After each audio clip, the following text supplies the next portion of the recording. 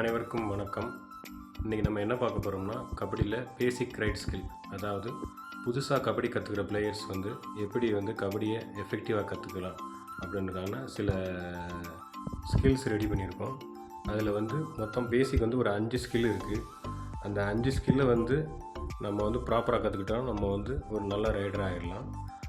அதுக்கு முன்னாடி ஒரு ரைடர் எப்பயுமே உள்ளே போனவுடனே பல்க் வச்சுட்டு அந்த 30 செகண்டில் சேவ் பண்ணிக்கணும். ஃபஸ்ட்டு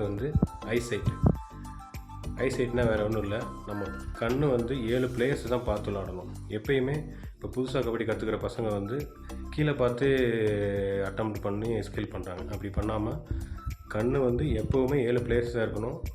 ஆனால் மூமெண்ட் பண்ணிக்கிட்டே தான் நம்ம இருக்கணும். நெக்ஸ்ட்டு நம்ம பார்க்க போகிறது அட்டெம்ப்ட் ஸ்கில். அட்டெம்ப்ட் ஸ்கில்லில் மொத்தம் 2 இருக்குது. Forward and backward, in and out 2 skill இருக்குது. நம்ம ஃபஸ்ட்டு ஃபார்வர்ட் அண்ட் பேக்வேர்ட் அட்டெம்ப்டை பார்க்கலாம். அதாவது முன்ன பின்ன, இது ஓல்டு அண்டு பெஸ்ட்டு மூமெண்ட்டு. இந்த மூமெண்ட்டை ஸ்பீடப் பண்ண நல்லாயிருக்கும்.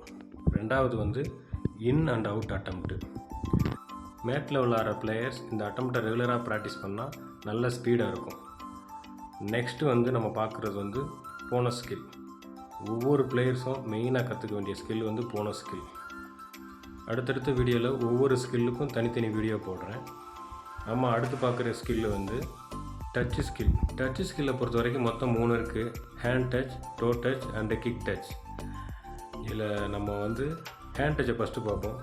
ஹேண்ட் டச் நல்லா ஹைட்டான இருக்க பிளேயர்ஸ் அவங்களுக்கு ஹேண்ட் டச் நல்லா எஃபெக்டிவாக இருக்கும். ஹேண்ட் டச் எவ்வளோ ஸ்பீடாக பண்ணுறோமோ அவ்வளோக்கு அந்த டச் நல்லாயிருக்கும். நல்லா உடம்பை பெண்ட் பண்ணி நல்லா ரீச் விடணும். நெக்ஸ்ட்டு நம்ம பார்க்குறது டோ டச். ஃபஸ்ட் டைம் பழகிறப்ப ஸ்லோவாக பழகுங்க, போக போக அப்படியே ஸ்பீடப்பை கூட்டிக்கோங்க. நல்லா உட்காந்து டோ விட்டு பழகுங்க. நெக்ஸ்ட்டு நம்ம பார்க்குற ஸ்கில்லு கிக் டச்சு. இருக்கிறதுலே பவர்ஃபுல்லான டச் கிக் டச்சு. ஒரு பிளேயர் நல்ல கிக் அடித்தா எல்லா பிளேயரும் ஆப்போசிட் டிஃபென்ஸ் பிளேயர் பயப்படுவான். கிக்கு ஒரு பவர்ஃபுல்லான ஸ்கில்லாகும். அதை ப்ராப்பராக ரெகுலராக ப்ராக்டிஸ் பண்ணி கற்றுக்கணும். Next escaping skill. எஸ்கேப்பிங் ஸ்கில்னால் வேறு ஒன்றும் இல்லை, டிஃபெண்டரை எப்படி ஏமாற்றி நம்ம பாயிண்ட்ஸ் எடுக்கிறோம்.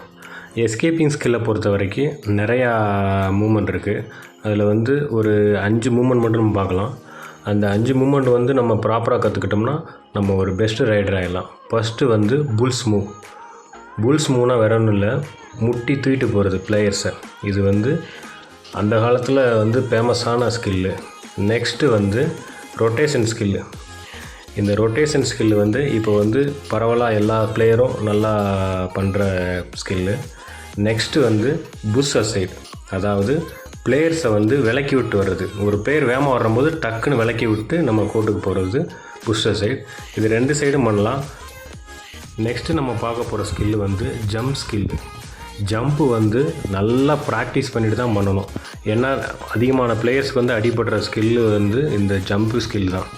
அடுத்து நம்ம பார்க்க போகிற ஸ்கில்லு டுப்கி ஸ்கில்லு. எஸ்கேப்பிங் ஸ்கில்லையே டுப்கி ஸ்கில்லு ஃபேமஸான ஸ்கில்லு. இதையும் நம்ம ப்ராப்பராக கற்றுக்கிட்டு ரெகுலராக ப்ராக்டிஸ் பண்ணோம்னா டுப்கி ஸ்கில்லை கரெக்டாக பண்ணலாம். இனி வரக்கூடிய டேஸில் ஒவ்வொரு ஸ்கில்லுக்கும் தனியாக எப்படி ஒர்க் அவுட் பண்ணணும், அந்த ஸ்கில்லை எப்படி இம்ப்ரூவ்மெண்ட் பண்ணணும் நான் வீடியோஸ் போடுறேன். என் சேனலை எல்லோரும் ஃபாலோ பண்ணுங்கள். அப்புறம் எல்லா கபடி பிளேயருக்கும் ஷேர் பண்ணுங்கள். வணக்கம்.